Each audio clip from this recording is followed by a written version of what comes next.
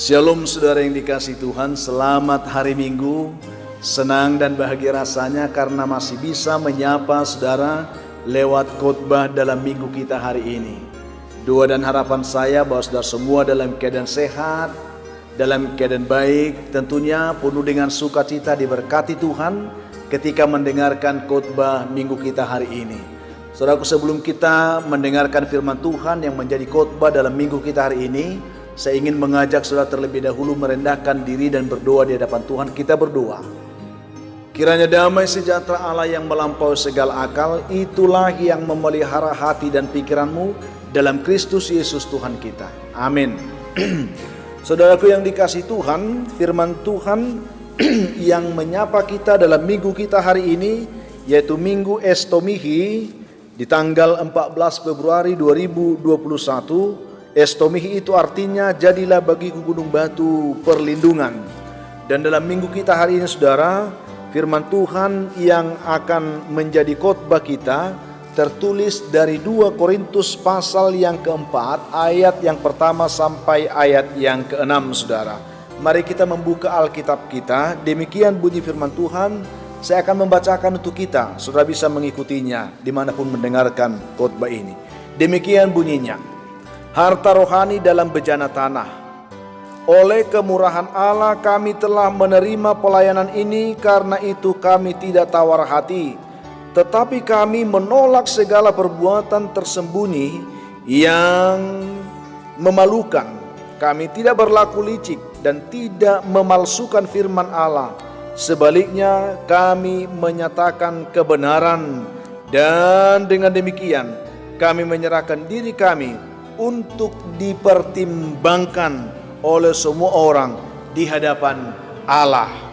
Jika Injil yang kami beritakan masih tertutup juga, maka ia tertutup untuk mereka yang akan binasa, yaitu orang-orang yang tidak percaya, yang pikirannya telah dibutakan oleh ilah zaman ini, sehingga mereka tidak melihat cahaya Injil tentang kemuliaan Kristus yang adalah gambaran Allah.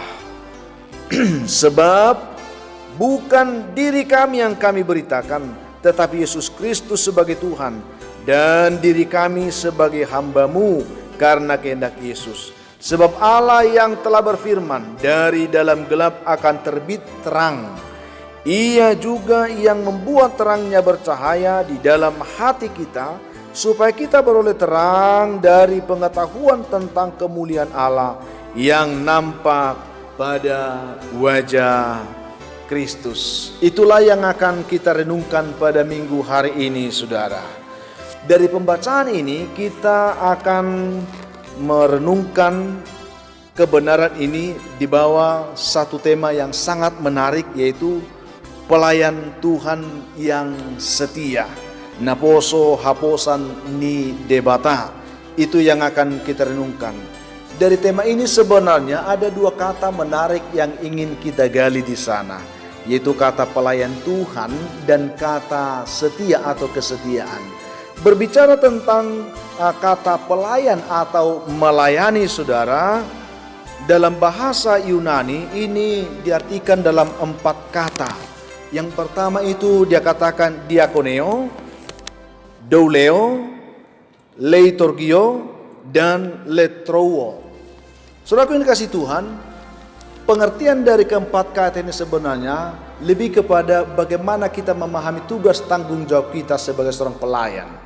Kalau berbicara tentang diakoneo saudara, artinya menyediakan makanan di meja untuk majikan. Artinya kita ini pelayan, hamba, kita punya majikan, kita punya tuan. Jadi status kita sebagai pelayan, kita ini bukan bos itu. Kita ini pekerja, kita ini adalah hamba yang melayani majikan kita, itu Tuhan. Yaitu orang yang melakukan pekerjaan ini disebutlah itu diakonos, saudara. Jadi sebagai pelayan kita diakonos, ya, yang siap melayani kapanpun dibutuhkan oleh Tuhan kita. Dan pekerjaannya disebutlah itu diakonia. Dalam Lukas 22 ayat 26 sampai 27, di sana Yesus memberi pengertian, ya pengertian yang baru tentunya tentang diakonia ini, yaitu melayani orang yang justru lebih rendah kedudukannya dari kita. Jadi kalau berbicara tadi tentang majikan, biasanya kita memahami itu orang yang lebih tinggi kedudukannya daripada kita. Tetapi dalam pemahaman pengertian yang ditanamkan oleh Yesus tentang pelayan, kita bukan melayani orang lebih tinggi, justru kita melayani orang yang lebih rendah kedudukannya daripada kita. Disinilah uniknya kalimat tentang pelayan Tuhan yang setia itu, saudara. Jadi kita dipanggil untuk melayani Tuhan, bukan melayani sebagai raja yang besar, tetapi justru Tuhan mau kita memberi diri kita untuk menundukkan hati kita, melayani sesama kita seperti untuk Tuhan dikatakan oleh firman Tuhan, saudara. Itulah yang pertama. Jadi sebagai seorang pelayan Tuhan yang setia, kita diuji di sana. Kalau kita melayani orang besar, itu mungkin kita akan lebih merasakan itu pelayan terhormat. Tetapi apabila kita sedang tertuntut untuk melayani orang justru lebih rendah daripada kita, mungkin di sini kita akan sering kita tidak bisa berterima. Ya, justru kita ingin dilayani seperti itu. Itu status yang ingin kita lihat di situ. Lalu yang kedua, saudara, ada kata doleo, yaitu hamba, menghamba. Ya, jadi kata ini juga berarti doulos, saudara, yaitu budak. Jadi kita perlu memahami bahwa kata pelayan ini memiliki pengertian yang perlu disimak secara dalam, saudara. Jadi kalaupun tadi kita menyediakan hidangan pada majikan, tetapi majikan di sini bukan bos yang tinggi, tetapi dia orang paling rendah daripada kita. Kita harus siap melayani. Dan kata kedua lagi adalah budak, saudara. Budak tentunya dalam konteks orang-orang Ibrani, dia tidak punya hak untuk dirinya. Dia hanya memiliki hak di tangan tuannya, saudara. Demikian sekiranya kita sebagai seorang pelayan di hadapan Tuhan, ketika kita berkata bahwa kita pelayan Tuhan, artinya seluruh eksistensi hidup kita ada di tangan Tuhan, ada dalam pengaturan Tuhan, saudara. Tuhan yang mengatur hidup kita. Seperti itu maksudnya, saudara. Itu artinya doulos, yaitu budak. Melalui kata ini Paulus menjelaskan bahwa kita yang dahulu adalah hamba dosa, ya, dan kuasa si jahat, tetapi setelah kita diselamatkan, kita menjadi hamba Kristus. Sepenuhnya hidup kita ada di tangan Tuhan. Yang tadinya ada di bawah kuasa setan, artinya dalam tuntunan setan, tetapi setelah kita percaya Tuhan, kita semua hidup kita sepenuhnya kita tundukkan menjadi budak Kristus. Itu maksudnya, saudara. Baru yang ketiga adalah leiturgeo. Artinya, saudara, ini bekerja untuk kepentingan umum, sebagai lawan dari bekerja untuk kepentingan diri sendiri. Yang dari leiturgeo inilah biasanya kita sering diberi pengertian liturgis, saudara. Liturgos, ya, liturgos. Atau dari istilah inilah sekarang kita menggunakan kata liturgi dalam ibadah kita. Artinya ketika seorang memimpin ibadah sebagai liturgis, itu artinya dia melayani umum. Artinya pelayanan kita itu harus berdampak kepada orang banyak. Pelayanan Tuhan, pelayan Tuhan yang sejati, ya, yang setia, dia harus memberi dampak kepada orang banyak, tidak kepada dirinya sendiri. Ketika kita berkata kita pelayan Tuhan, apa dampak yang dirasakan oleh orang lain dari kehidupan kita? Di situ fungsi yang kita lihat dari kata yang ketiga di sini tadi, saudara, yaitu kata leiturgos. Itu, saudaraku. Lalu yang ketiga adalah latreo, berarti bekerja untuk mendapatkan latron, yaitu gaji atau upah. Ya, dalam artian di sini, saudara, bisa juga berarti pemujaan untuk para dewa. Dan di dalam perjanjian baru kata ini digunakan dalam arti menyembah atau beribadah pada Tuhan. Ketundukan untuk menundukkan diri. Ya, jadi seorang hamba Tuhan, pelayan Tuhan, dia harus mau menundukkan diri kepada Tuhan yang dilayaninya. Itu yang dikatakan dalam konteks perjanjian baru secara khusus. Paulus memberikan pemahaman di dalam Roma 12 ayat 1 dikatakan, ya, dia berpesan kepada kita supaya kita mempersembahkan tubuh kita kepada Tuhan sebagai persembahan yang hidup, persembahan yang kudus, persembahan yang pantas, sebagai logika latreia. Itu yang dikatakan, saudara. Jadi bagaimana kita benar-benar sebagai pelayan Tuhan harus mau mempersembahkan hidup kita sepenuhnya untuk Tuhan. Jadi dari kata ini, saudara, kita bisa memahami bahwa ketika kita berbicara bahwa kita adalah pelayan Tuhan, tidak ada alasan untuk kita berdalih untuk tidak melakukan kehendak Tuhan yang telah memanggil kita untuk pelayanan itu sendiri. Itu yang kita lihat, saudara. Jadi setelah kita mendengarkan penjelasan ini, tentu kita akan lebih memahami bahwa panggilan pelayanan baik sebagai diakonos, doulos, liturgos maupun logika latreia, hendaknya kita melakukan itu dengan hati yang tulus dan setia. Sehingga kata setia tadi itu mengikat segala bentuk keberadaan kita sebagai pelayan yang kita mau tundukkan kepada Tuhan, saudara. Saudara yang dikasihi oleh Tuhan, tentu melayani Tuhan itu tidaklah segampang yang kita mau, maksud saya, atau segampang yang kita pikirkan. Kenapa, saudara? Karena selalu ada banyak tantangan dan selalu akan banyak halangan, rintangan yang bisa menghambat kelancaran kita dalam melakukan tugas pelayanan itu sendiri. Dalam kisah pelayanan Paulus di jemaat Korintus, kita lihat di sana bahwa pelayanan Paulus juga tidaklah semulus dan selancar yang diharapkan, saudara. Kenapa? Karena kita bisa melihat di sana ternyata dalam kehidupan jemaat Korintus sendiri ada banyak masalah yang harus dihadapi oleh Paulus. Itu timbul persoalan-persoalan seperti keikutsertaan mereka dalam upacara-upacara keagamaan kafir. Walaupun sudah menjadi orang Kristen, tapi kebiasaan-kebiasaan hidup lama masih terikat. Itu persoalan, saudara. Lalu mereka masih hidup dalam keberdosaan, masih banyak mereka hidup dalam kekafiran dan dalam pelacuran. Luar biasa, saudara. Itu yang terjadi di sana. Selain masalah-masalah etis moral yang terjadi di tengah jemaat itu, ada juga masalah lain di jemaat Korintus, di mana mereka ini adalah orang-orang yang dikaruniai Tuhan berbagai-bagai karunia, saudara. Ya, jemaat di Korintus ini adalah jemaat yang sungguh-sungguh dikaruniai Tuhan berbagai-bagai karunia. Tetapi justru oleh karunia yang mereka terima itu, mereka menjadi pribadi-pribadi yang sombong, menyombongkan diri satu sama lain oleh anugerah, oleh karunia yang mereka terima dari Tuhan. Luar biasa, terjadi pertentangan-pertentangan di tengah-tengah jemaat itu, saudara. Itu yang kita lihat di sana. Masalah yang lain juga timbul adalah keberadaan jemaat di Korintus dikenal karena perpecahan mereka antara berbagai golongan. Ada golongan Apolos, ada golongan Paulus, ada golongan Kristus, dan seterusnya, saudara. Mereka terkotak-kotak di tengah-tengah jemaat ini. Jadi kurangnya pemahaman tentang tugas panggilan kita sebagai seorang pelayan Tuhan, ini sering membuat kita tidak mampu melakukan tanggung jawab kita dengan baik dan benar. Saya ingin katakan kepada kita bahwa status pelayan Tuhan bukanlah ditujukan semata-mata kepada orang-orang tertentu yang memegang jabatan pelayanan di tengah-tengah gereja.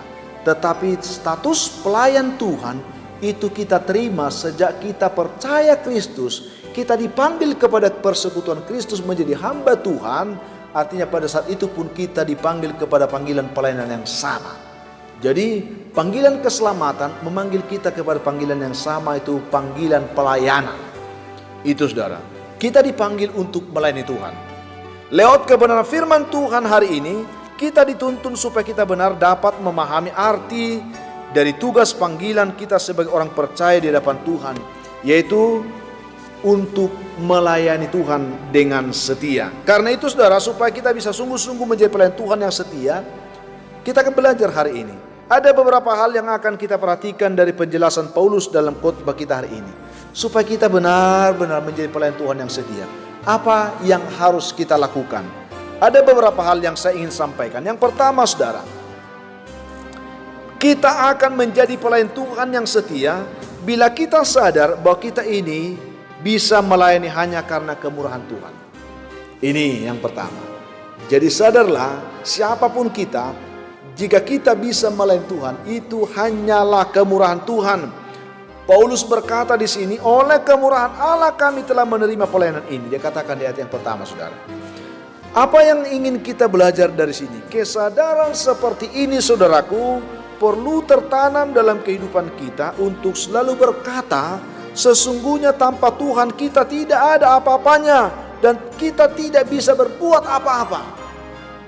Jadi jangan pernah merasa hebat. Siapapun kita, ketika kita mau melakukan apapun untuk Tuhan, bukan karena kita baik, bukan karena kita mampu, tetapi kita diperkenankan, diberi anugerah, diberi kemurahan sehingga kita bisa melakukannya. Inilah yang menuntun kita bisa menjadi pelayan Tuhan yang setia.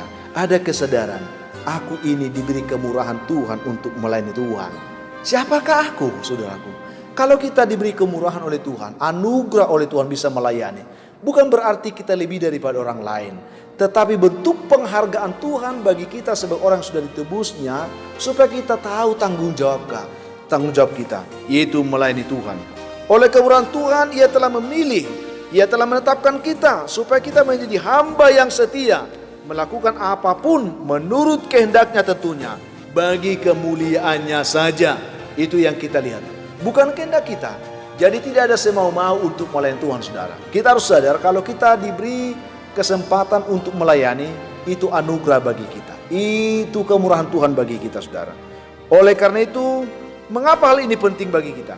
Karena kita tahu bahwa melayani Tuhan bukanlah pekerjaan yang mudah, saudara. Bukanlah pekerjaan yang ringan. Paulus menjelaskan pengalamannya dalam melayani Tuhan. Kalau kita baca beberapa ayat dalam kitab Korintus ini, saudara.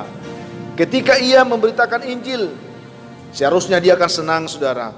Tetapi justru hal itu membawa dia ke dalam berbagai-bagai bahaya, kesulitan, kesukaran.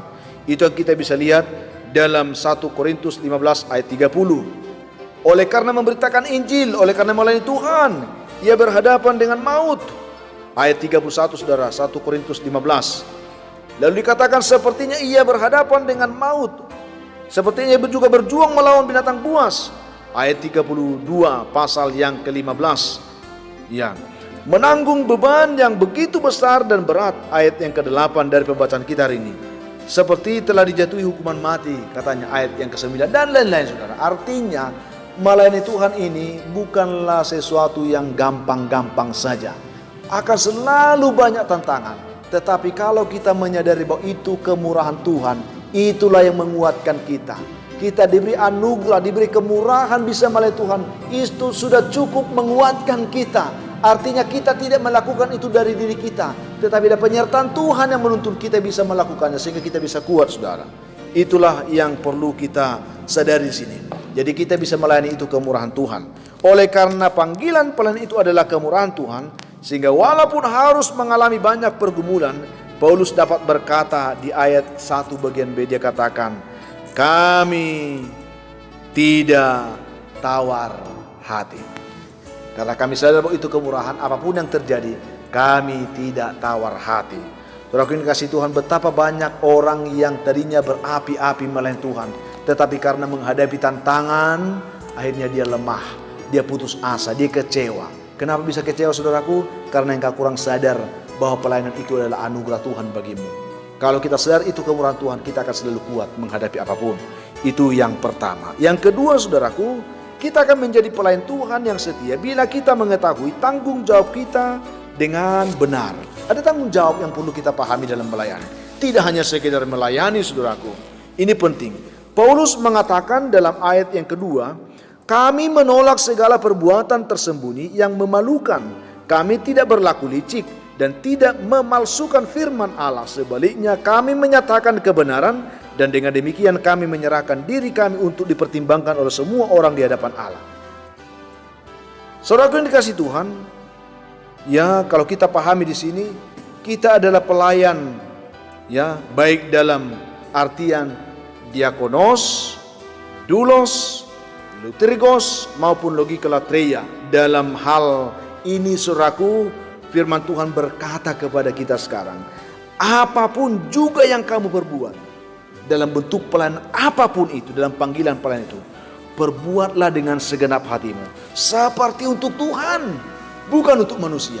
Di sini motivasinya, saudara, sehingga kita perlu tahu tanggung jawab kita dengan benar, supaya tidak terkecoh hanya untuk memuaskan hasrat kedagingan saja dalam melayani, saudaraku. Hal ini, saudara yang dikasihi Tuhan, perlu menjadi motivasi bagi kita dengan berpegang kepada kebenaran ini. Sebagai seorang pelayan Tuhan, kita harus berani menolak segala sesuatu yang memalukan, dikatakan oleh Paulus dalam pembacaan kita. Tidak boleh berlaku licik, tidak boleh memalsukan firman Allah. Sebaliknya harus selalu siap menyatakan kebenaran dan selalu siap dinilai oleh semua orang di hadapan Tuhan. Itulah kalau kita tahu tanggung jawab kita dengan benar, kita tidak takut. Kita berani menegakkan kebenaran, tetapi kita juga siap untuk selalu dinilai dalam pelayanan itu di hadapan Tuhan. Tidak hanya berkata-kata, tetapi kita juga bisa menunjukkan kehidupan yang nyata. Hal ini menjadi awasan bagi setiap orang percaya untuk selalu mampu menyelaraskan kehidupannya dengan tanggung jawab panggilan pelayanan yang diembannya setiap saat. Selalu mampu saudara menjaga kesaksian kehidupannya untuk tidak bercacat celah, sehingga setiap orang yang melihat dan menerima pelayanan yang kita lakukan, mereka tertuntun kepada keselamatan dan kepada kehidupan yang kekal. Tidak menjadi batu sandungan, tetapi kita bisa menjadi batu penjuru yang bisa menjadi penuntun bagi orang mengenal Tuhan. Jangan kita menyampaikan firman Tuhan atau berbicara tentang nama Tuhan, tetapi kita tidak hidup sesuai dengan apa yang kita beritakan. Atau jangan kita mempergunakan firman Tuhan untuk memenuhkan hasrat kedagingan kita untuk mencapai tujuan tertentu dalam hidup ini. Jangan saudara. Ada banyak orang seperti itu sekarang. Tetapi sebagai pelayan Tuhan yang setia, yang tahu tanggung jawabnya dengan benar, kita tidak akan mungkin melakukan itu lagi. Rupanya saudara, setia pada kebenaran, menyatakan apa yang benar, bertindak benar, bukanlah garansi atau jaminan bagi orang untuk bersegera percaya kepada apa yang kita katakan.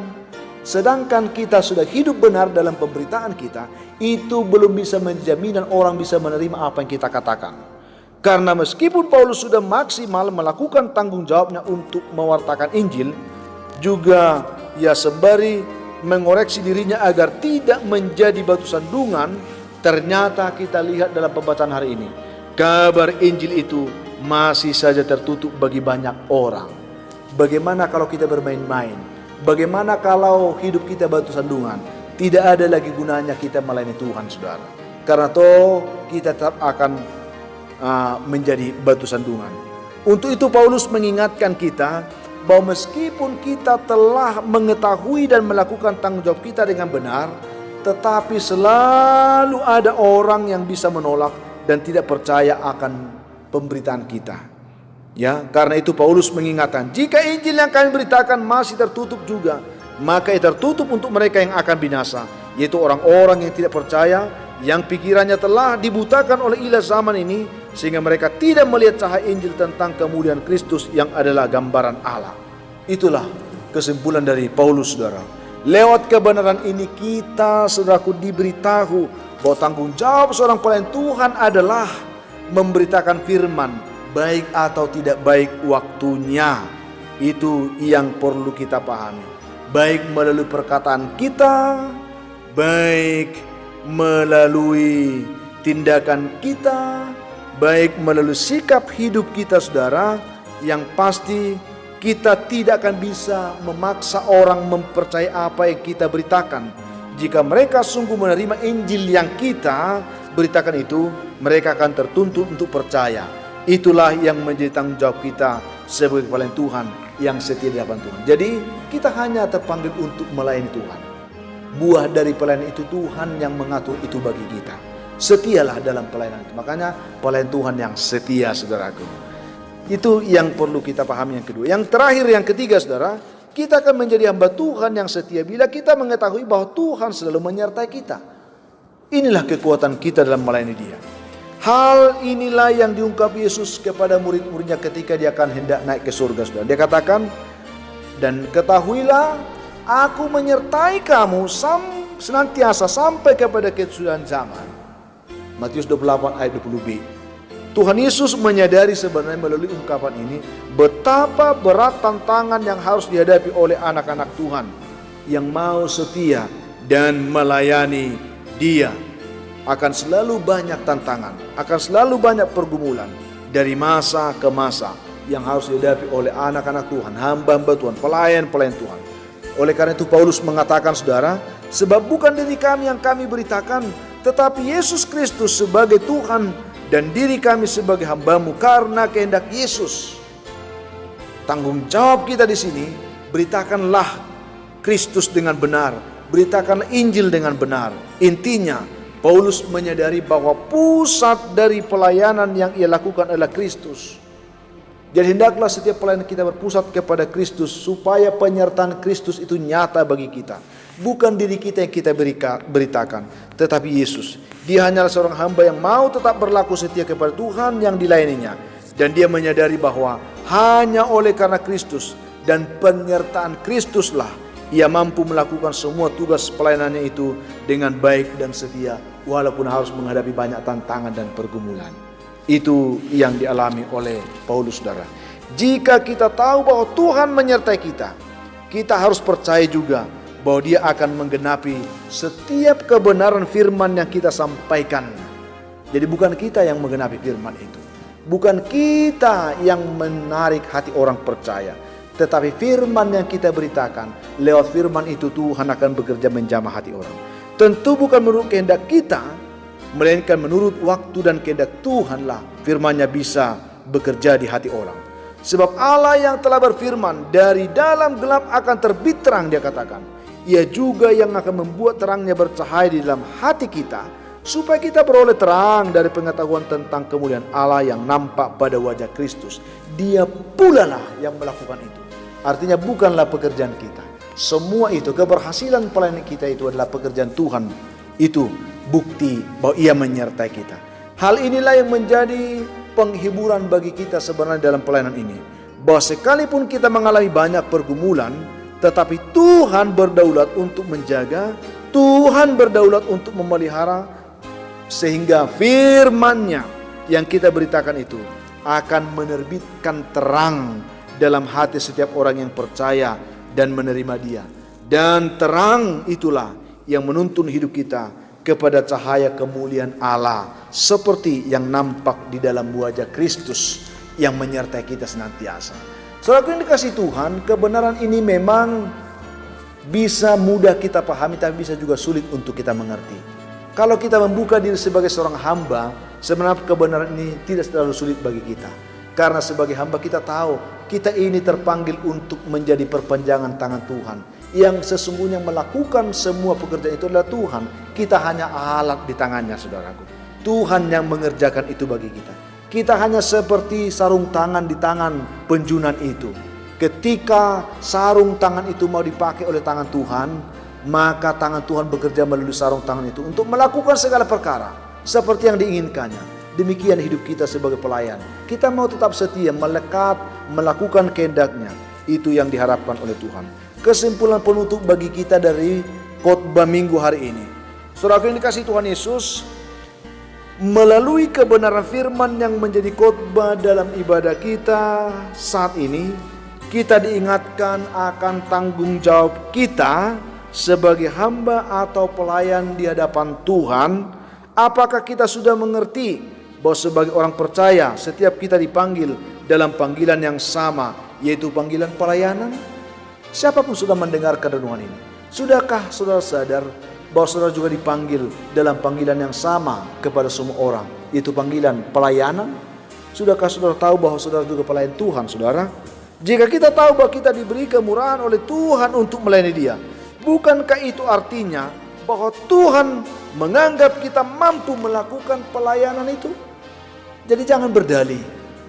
Kalau Tuhan yang memberi kemurahan, berarti Tuhan tahu bahwa kita sanggup melakukan itu. Bukan karena kita, tapi karena kemurahan Tuhan menyanggupkan kita.